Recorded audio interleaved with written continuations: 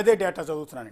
Actually టోటల్గా ఇప్పుడు మన భాస్కర్ గారు చెప్తున్నట్టు ఇప్పుడు కూల్చివేసిన ఎన్కన్వెన్షన్లో నాగార్జున గారు, హీరో నాగార్జున గారు పాపం అక్కినేని నాగేశ్వరరావు గారికి ఆయనకి ఇచ్చిన ఆస్తి, అన్నపూర్ణ స్టూడియో, ఇంకా బిజినెస్లు, వారసత్వంగా ఇచ్చిన డబ్బు, గుడివాడ దగ్గర ఉన్న రామాపురం వాళ్ళ సొంత ఊళ్ళో ఇచ్చిన ఆస్తులు ఇవి సరిపోలేదు పాపం.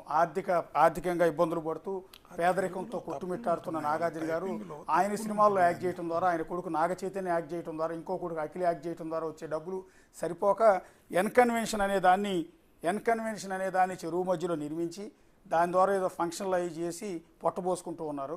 సో ఆ పొట్టబోసుకునే క్రమంలో ఆయన ఆక్రమించి కట్టిన చెరువులో 3 హాల్స్ ఉన్నాయి. ఇప్పుడు మన నేలమట్టం అయిపోయిన ఆ బిల్డింగ్ ఉంది కదా, అది మొత్తం 3 హాల్స్, ఒక్క హాల్ కాదు. ఇందాక నేను చెప్పినట్టుగా కేవలం ధనవంతులు మాత్రమే అందులో ఫంక్షన్లు చేయగలం. మీరు, మేము, మధ్యతరగతి ప్రజలు, పేద ప్రజలు ఎవరు కూడా దాని జోలికి కూడా వెళ్ళరు, కనీసం దాని లోపలికి కూడా వెళ్ళరు. ఆ ఫంక్షన్ ఎవరైనా చేసుకుంటుంటే మనలాంటి లోపలికి కూడా వెళ్ళే అర్హత ఉండదు గేట్ వరకు, ఎందుకంటే ఆ స్టేజ్ వాళ్ళు మాత్రమే లోపలికి వెళ్తారు. ఆ మొత్తం టోటల్గా 3 హాళ్ళు ఉన్నాయి. ఒకటి మొట్టమొదటి హాలు అతిపెద్ద బ్యాంకెట్ హాల్స్ అంటారు కదా, అతిపెద్ద హాల్స్.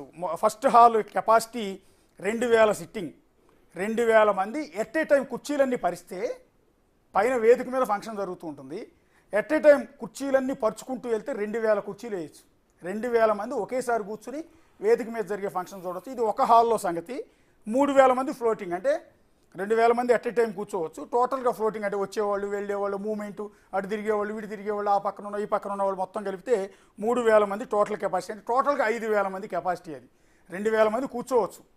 3000 మంది అటు ఇటు తిరిగేవాళ్ళు, నుంచునేవాళ్ళు, హడావిడి చేసేవాళ్ళు ఉంటారు కదా, మొత్తం అదొక 3000 మంది అనుకుంటే టోటల్గా హాల్ కెపాసిటీ 5000 మంది. ఇది first hall. Next second hall సంగతి చెప్తున్నాం. సెకండ్ హాల్ కెపాసిటీ, ఇది చిన్న హాల్ అనుకుంటా, బహుశా 500 సిట్టింగ్ బ్యాంకెట్ హాలు. 500 మంది ఒకేసారి కుర్చీలు పరిస్తే 500 కుర్చీలు పడతాయి. 700 ఫ్లోటింగ్, అంటే మిగిలిన నుంచిన వాళ్ళు ఇందాక నేను చెప్పినట్టుగా 700 మంది, 7, 5 కలిపితే 1200 మంది, అంటే చిన్న హాల్. మొదటి హాలు 5000 మంది పడతారు, రెండో హాలు 1200 మంది పడతారు. ఇక మూడో హాల్ దగ్గరికి వద్దాం. మొత్తం 3 హాల్స్ ఉన్నాయని చెప్తున్నాను కదా.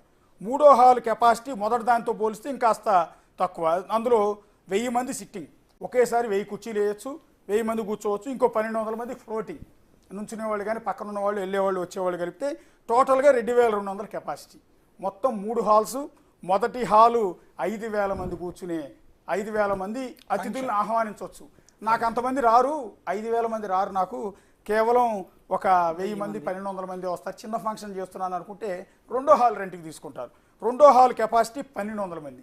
లేదు అటు ఇటు కాదు, నాకు అంతమంది కాదు, కొంత ఒక మాదిరి జనం వస్తారు, ఒక 2000 మందికి పైగా వస్తారు అనుకుంటే మూడో హాల్ తీసుకుంటారు. మూడో హాల్ 2200 కెపాసిటీ. ఇక ఇందులో టోటల్గా 10,000 కెపాసిటీ ఎట్ ఏ టైం 3 హాల్స్లో కనుక ఫంక్షన్స్ జరుగుతుంటే 3 ఆక్యుపై చేసుకుంటే 3 హాల్స్ని వేరు వాళ్ళు లీజుకి తీసుకోవచ్చు, లేకపోతే ఒకే బడాబాబు మూడింటిని ఒకేసారి తీసేసుకుంటే టోటల్గా 10,000 మంది. 10,000 మంది ఎట్ ఏ టైం ఎన్కన్వెన్షన్లో ఉంటారు. అంత పెద్ద హాల్ అది. మీరు చూస్తూ ఉంటారు శంషాబాద్ అవుట్స్కట్స్లో అనేక ఫంక్షన్ హాల్ కనపడుతుంటాయి, కోంపల్లి వైపు అనేక ఫంక్షన్ హాల్స్ కనపడుతుంటాయి, ఇంకోసారి కనపడుతుంటాయి. వాటితో పోలిస్తే ఈ హాల్ అనేది 10,000 మంది ఎట్ ఏ టైం అటెండ్ అవుతారు. ఇక తర్వాత దీనిలో ఒక ప్లేట్ భోజనం 1600 అంట. ఒక ప్లేటు భోజనం ఎన్కన్వెన్షన్లో ఒక ప్లేటు భోజనం 1600. నాన్ వెజ్ అయితే 1800, వెజ్ అయితే 1600, నాన్ వెజ్ అయితే 1800. ఆదాయం 2 కోట్లు వస్తుంది పర్ డే. ఒక ఫంక్షన్ జరిగితే 1,70,00,000 నుంచి 2 కోట్లు వస్తుంది పర్ డే, ఆ 3 హాల్స్కి సంబంధించిన ఆదాయం. అలా చెప్పుకుంటే సంవత్సరం మొత్తానికి సగం రోజులు లెక్కేసిన, సంవత్సరం మొత్తం ఫంక్షన్లు చేయరు కదా, 365 రోజులు ఎవరు ఫంక్షన్ చేయరు, మిగిలిన రోజులు ఖాళీగా ఉంటాయి. సగం రోజులు జరిగినా కూడా ఫంక్షన్స్ మొత్తం 10 ఏళ్లలో 3,500 కోట్ల నుంచి 4,000 కోట్ల వరకు ప్రస్తుతం నాగార్జున గారికి ఆదాయం వచ్చింది అనేది ఒక అంచనా. ఇక వ్యాలెట్ పార్కింగ్ అనేది అదనంగా ఉంటుంది. వ్యాలెట్ పార్కింగ్ అంటే తెలుసు కదా, ఒక కారు తీసుకెళ్ళినప్పుడు అక్కడ వ్యాలెట్ పార్కింగ్ అని బోర్డు పెడతారు, డ్రైవర్లు అక్కడ నిలబడి ఉంటారు, మన కీ ఇచ్చేస్తే వాళ్ళే తీసుకెళ్ళి పార్కింగ్లో పెడతారు. మనం రాగానే మళ్ళీ ఒక చిన్న కూపన్ లాంటిది ఇస్తారు, చిన్న స్లిప్ ఇస్తారు, ఈ కారుకి సంబంధించిన ఎవిడెన్స్. మళ్ళీ దాన్ని తీసుకెళ్ళి అక్కడ సబ్మిట్ చేయగానే ఆ డ్రైవర్ వెళ్ళి పార్కింగ్లో ఉన్న కారు తీసుకొచ్చేస్తాడు. దానికి సమ్ అమౌంట్ పే చేయాలి. కారు పార్కింగ్ కూడా ఫ్రీ కాదు. చెరువును ఆక్రమించి కట్టిన ఫంక్షన్ హాల్కి ఎంత రేటు ఉందో, భోజనం ప్లేట్ 1600, వెజ్ అయితే 1800 నాన్ వెజ్ అయితే. దీనికి కాకుండా కారు పార్క్ చేసుకున్నా కూడా ఆ ఫంక్షన్కి వచ్చిన వాళ్ళు కారు పార్క్ చేయాలన్నా కూడా వ్యాలెట్ పార్కింగ్కి అదనంగా చెల్లించాలి. ఈ విధంగా గత 10 ఏళ్లలో హీరో నాగార్జున గారు అక్షరాల 3500 కోట్ల నుంచి 4000 కోట్ల వరకు రఫ్ ఎస్టిమేషన్, ఇది పక్కా ఎస్టిమేషన్ కదా, మన వాళ్ళ దగ్గర ఆడిట్ రిపోర్ట్ ఏమైనా తీస్తే ఇంకా ఎక్కువ కూడా ఉండొచ్చు. మనం సగం రోజులకే లెక్కేస్తున్నాం. 365 రోజులు అంటే 12 నెలల పాటు ప్రతిరోజు ఫంక్షన్ జరగవు కదా, మిగిలిన రోజులు ఖాళీగా ఉంటుంది. అందుకని సగం రోజులు వేస్తున్నాం. 6 నెలలు మాత్రమే ఫంక్షన్ జరిగాయి అనుకుందాం. ఈ 6 నెలలకి టోటల్ ఎస్టిమేషన్ వేస్తే పర్ డే ఒక ఫంక్షన్ జరిగితే 2 కోట్ల ఆదాయం నాగార్జున గారికి వస్తుంది. అట్లా 10 ఏళ్లలో, గత 10 ఏళ్లలో, ఈ ఫంక్షన్ హాల్ కట్టిన 10 ఏళ్లలో 3500 నుంచి 4000 కోట్ల రూపాయలు దీని మీద సంపాదించుకుని ఆయన ఫ్యామిలీ బతుకుతూ ఉన్నారు. పాపం సినిమాల్లో వచ్చే ఆదాయం సరిపోక, నాగేశ్వరరావు గారి నుంచి ఆయనకు వచ్చిన ఆస్తులు సరిపోక, వాటి అన్నపూర్ణ స్టూడియో నుంచి, మళ్ళీ అన్నపూర్ణ స్టూడియో కూడా ప్రభుత్వ స్థలమే. అన్నపూర్ణ స్టూడియో ఆ రోజు ఎన్టీఆర్ హయాంలో సినిమా ఇండస్ట్రీని చెన్నై నుంచి ఇక్కడికి తీసుకురావాలనే ఉద్దేశంతో ఎన్టీఆర్ నడుము కట్టి ఇక్కడ ఉన్న వాళ్ళందరికీ జూబ్లీహిల్స్ ప్రాంతంలో ఉన్న స్థలాలని స్టూడియోలు కట్టుకోవడానికి, ఇల్లు కట్టుకోవడానికి స్థలాలను ఇచ్చారు ఆ రోజు. అలా ఇచ్చిన వాటిలో పొందిందే పద్మాలయ స్టూడియో కావచ్చు, అన్నపూర్ణ స్టూడియో కావచ్చు, బహుశా ఇంకా మిగిలిన స్టూడియోలన్నీ. సో అది 99 ఏళ్ళకే ఏదో లీజు రాసిస్తారు బహుశా. ఇక 99 ఏళ్ళ తర్వాత అడిగేవాళ్ళు లేరు, పెట్టేవాళ్ళు లేరు కాబట్టి ఆటోమేటిక్గా వాళ్ళ కిందకి వెళ్ళిపోతూ ఉంటుంది. సరే, దాని జోలికి వెళ్తుంది. దాని తర్వాత ఏమన్నా ప్రభుత్వం యాక్షన్ తీసుకుంటుందా లేదనే తర్వాత విషయం. కానీ ప్రస్తుతానికైతే ఎన్ కన్వెన్షన్కి సంబంధించి వచ్చే ఆదాయం ఇప్పటిదాకా మీకు ఎక్స్ప్లెయిన్ చేసాం.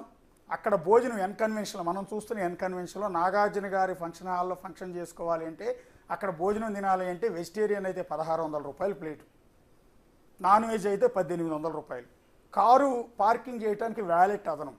ఈ రకమైన ఆదాయాన్ని పాప నాగార్జున గారు గత 10 ఏళ్లలో సమకూర్చుకుని ఒక్కసారిగా రంగనాథ్ గారు వెళ్ళి నేలమట్టం చేసేటప్పటికీ తట్టుకోలేకపోతున్నాడు. ఆయన ఆవేదనతో కన్నీళ్లతో ఒక ప్రెస్ నోట్ రిలీజ్ చేశారు. లాయర్లను పంపించి హైకోర్టులో ఒక హౌస్ మోషన్ పిటిషన్ దాఖలు చేశారు. సో దాని మీద ఇవాళ అయితే ఆర్గ్యుమెంట్స్కి వచ్చే అవకాశం ఉండకపోవచ్చు. బహుశా రిజిస్ట్రేషన్ ముందు నంబర్ ప్రాసెస్ ఉంటుంది, నంబరింగ్ ఇచ్చిన తర్వాత దాన్ని అసలు పిటిషన్ తీసుకోవాలా లేదా అనే దాని మీద చూడాల్సి ఉంటుంది. ఎందుకంటే హైడ్రా ఒకవేళ అక్రమ కట్టడాలను కూల్చడానికి వెళ్ళినప్పుడు ఇలా ప్రతి ఒక్కళ్ళు ఒక పిటిషన్ వేసుకుంటూ పోతే ప్రతిదానికి కోర్టులు కూడా స్టే ఇవ్వవు కదా. కోర్టులు కూడా బఫర్ జోన్లో అక్రమ నిర్మాణాలు చేపట్టొద్దు, ఎఫ్టీఎల్ పరిధిలో అక్రమ నిర్మాణాలు చేపట్టొద్దు అని ఏనాటి నుంచో చెప్తోంది. ఎన్నోసార్లు వార్నింగ్ కూడా ఇచ్చింది హైకోర్టు, తెలంగాణ హైకోర్టు ఎన్నోసార్లు వార్నింగ్ ఇచ్చింది.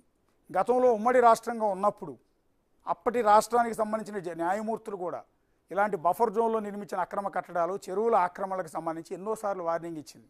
కానీ అప్పుడున్న పాలకులు కానీ అధికారులు కానీ వాటిని పెద్దగా పట్టించుకోలేదు. సో ఇన్నాళ్ళకి నాగార్జున ఎన్ కన్వెన్షన్ కూల్చివేయటం ద్వారా రేవంత్ రెడ్డి సర్కార్, రంగనాథ్ బుల్డోజర్ ఒక వార్నింగ్ ఇచ్చింది కబ్జాదారులకి, ఆక్రమణదారులకి. సో వాళ్ళందరికీ ఒక వణుకు పుడుతోంది. సో ఇప్పుడున్న మన కట్టడాల పరిస్థితి ఏంటని భయం పట్టుకుంది. అదే క్రమంలో ఏ చెరువుని మాత్రం మనం ఆక్రమించొద్దు అన్న ఆలోచన వాళ్ళందరిలో వచ్చింది. ఇక అన్నిటికన్నా ముఖ్యమైనది, మన రంగనాథ్ గారు రిక్వెస్ట్ చేశారు జనాలందరికీ, ఇలాంటి చెరువులను ఆక్రమించి కట్టిన అపార్ట్మెంట్లలో తక్కువ రేటుకు వచ్చింది కదా అని. ఎందుకంటే అవి రిజిస్ట్రేషన్ ఉండదు వాటికి, ఈ అపార్ట్మెంట్లో రిజిస్ట్రేషన్ ఉండదు. కాబట్టే బయట ఫ్లాట్ ₹1,00,00,000 అమ్మితే వీళ్ళు 30 లక్షలు 40 లక్షలకు అమ్ముతూ ఉంటారు. సో అది తక్కువ రేటుకు వస్తుంది కదా అని చెప్పి అప్పులు చేసి బంగారాలు తాకట్టు పెట్టి వీళ్ళ దగ్గర ఫ్లాట్లు కొనుగోలు చేయొద్దు. అది చెరువు మధ్యలో కట్టింది, అసలు రిజిస్ట్రేషన్ లేదంటేనే మీకు అర్థమవుతుంది అది ఇల్లీగల్ అని. సో అలాంటి ఇల్లీగల్ దాంట్లో మీరు కొనుక్కుని ఇప్పుడు ఇలా కూల్చివేసిన తర్వాత బాధపడి ఉపయోగం లేదు. కాబట్టి దయచేసి అలాంటి ఇల్లీగల్ కట్టడాల్లో మీరు మాత్రం కొనుగోలు చేయదని ఒక రిక్వెస్ట్ చేస్తున్నారు. సో టోటల్గా ఇది ఇవాళ నాగార్జున ఎన్ కన్వెన్షన్ కూల్చివేత, తుమ్మిడికుంట చెరువు పరిరక్షణకు సంబంధించి ప్రభుత్వం తీసుకున్న, తమ్మిడికుంట చెరువు పరిరక్షణ కోసం తీసుకుంటున్న యాక్షన్. సో మరో 2-3 రోజుల తర్వాత